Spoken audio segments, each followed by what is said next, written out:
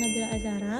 Pada kesempatan kali ini kita akan menjelaskan materi mengenai struktur pasar dan persaingan harga. Nah, sebelum masuk lebih jauh, kita perlu mengetahui dulu apa sih yang dimaksud dengan struktur pasar tersebut. Secara sederhana, struktur pasar merupakan gambaran tentang bagaimana kondisi dan bentuk suatu pasar. Secara sederhana, struktur pasar merupakan gambaran tentang bagaimana bentuk dan kondisi suatu pasar yang terbentuk dari interaksi antara penjual dan pembeli. Struktur pasar ini juga mempengaruhi banyak hal seperti cara harga terbentuk, seberapa besar tingkat persaingan, sampai pada efisiensi kegiatan ekonomi yang terjadi di dalamnya. Dalam ekonomi mikro, struktur pasar juga membantu kita memahami bagaimana pelaku konsumen, baik produsen maupun konsumen yang berperilaku dalam suatu sistem perdagangan. Misalnya di pasar yang penuh dengan persaingan, produsen harus kreatif dan efisien agar bisa bertahan. Tapi di pasar yang dikuasai oleh satu pihak seperti monopoli, produsen bisa dengan mudah untuk menentukan harga sesuka hati. Dan sekarang kita lihat bagaimana pandangan Islam secara umum terhadap struktur pasar. Dalam ekonomi Islam, pasar tidak hanya menjadi tempat jual beli, tetapi juga ruang untuk menegakkan suatu kejujuran, keadilan, dan kesejahteraan. Islam menginginkan semua orang memiliki kesempatan yang sama dalam berusaha, sehingga segala bentuk penipuan, riba, penimbunan, manipulasi harga, dan monopoli yang merugikan itu dilarang. Agar pasar berjalan adil, Islam mengenal lembaga Hizbah, yaitu pengawas pasar yang memastikan tidak ada kecurangan, pengurangan timbangan, ataupun permainan harga. Karena itu, pasar dalam Islam tidak dibiarkan sepenuhnya bebas, tetapi juga tidak dikekang, melainkan diatur agar tetap adil, seimbang, dan bermanfaat bagi semua. Perkenalkan, nama saya Melisa. Selanjutnya kita akan membahas tentang pasar persaingan sempurna. Apa sih itu pasar persaingan sempurna?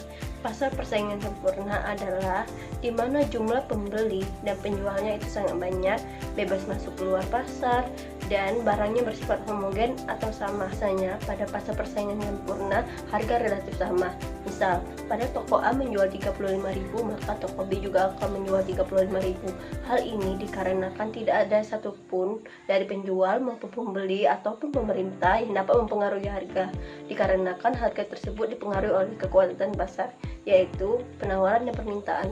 Dalam pandangan ekonomi Islam, pasar persaingan sempurna ini adalah pasar yang sangat mendekati dengan nilai-nilai dalam Islam. Mengapa demikian? Dikarenakan pada pasar persaingan sempurna itu sendiri adanya keadilan dan keterbukaan. Tidak ada pihak yang merasa dirugikan dikarenakan adanya kesepakatan antara pihak A dan pihak B. Islam juga menekankan etika dalam berdagang seperti kejujuran, tidak menipu, tidak menimbun barang, dikarenakan hal tersebut sangat dilarang dalam agama Islam. Maka dari itu, pasar sempurna ini sangat mendekati dalam nilai-nilai Islam itu sendiri. Perkenalkan, nama saya Morel Petul Parewa. Pasar bersaing monopolistik adalah struktur pasar yang dicirikan oleh banyak penjual yang menawarkan produk terdiferensiasi, memiliki keunikan seperti merek, kemasan, atau lokasi. Diferensiasi ini memungkinkan penjual bertindak sebagai penentu harga atau price maker. Dalam pandangan ekonomi Islam, pasar ini diperbolehkan, namun persaingan harus dilakukan secara jujur dan menjunjung integritas. Penjual diizinkan menetapkan harga yang berbeda, hanya jika didasarkan pada diferensiasi kualitas atau keunikan yang sah. Hal ini bertujuan untuk menghindari kecurangan atau tindakan yang merusak pasar. Sejalan dengan etika Islam yang mengajarkan setiap pedagang harus menjaga integritas agar keuntungan yang diperoleh membawa keberkahan. Oke, selanjutnya di sini saya akan menjelaskan apa itu definisi monopoli. Jadi monopoli itu adalah pasar yang hanya ada satu penjual. Dan dalam ilmu ekonomi, monopoli diartikan sebagai penjual yang memiliki kemampuan bertindak sendiri dalam menentukan harganya dan juga menguasai seluruh penawaran barang atau jasa. Contohnya itu seperti perusahaan listrik atau air yang biasanya dikelola tunggal oleh suatu negara. Dan juga penting untuk dipahami bahwa dalam Islam, pasar yang hanya ada satu penjual tanpa ada penjual yang lain itu diperbolehkan. Jadi siapapun boleh berjualan tanpa peduli apakah dia satu-satunya penjual atau tidak. Namun meskipun diperbolehkan, para penjual tidak diperkenankan untuk melakukan ihtikar, karena ihtikar itu sangat merugikan pasar. Mengapa? Karena ihtikar itu adalah mengambil keuntungan di atas keuntungan normal dengan cara menjual lebih sedikit barang untuk mendapatkan harga yang lebih tinggi. Jadi kesimpulannya, Islam sangat menekankan etika dalam berdagang seperti kejujuran, tidak menipu, dan juga tidak menimbun barang atau ihtikar.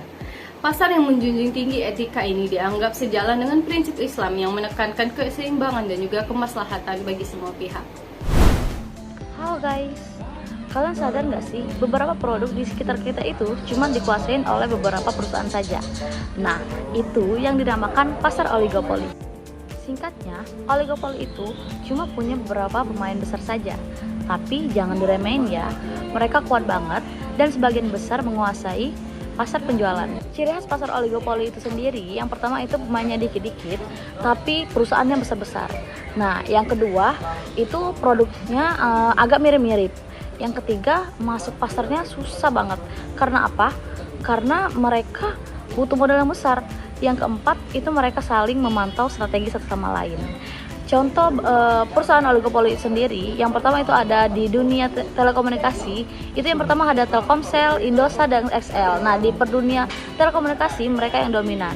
Yang kedua di industri itu ada mobil Toyota, Honda, Mitsubishi. Yang ketiga itu ada di dunia bensin.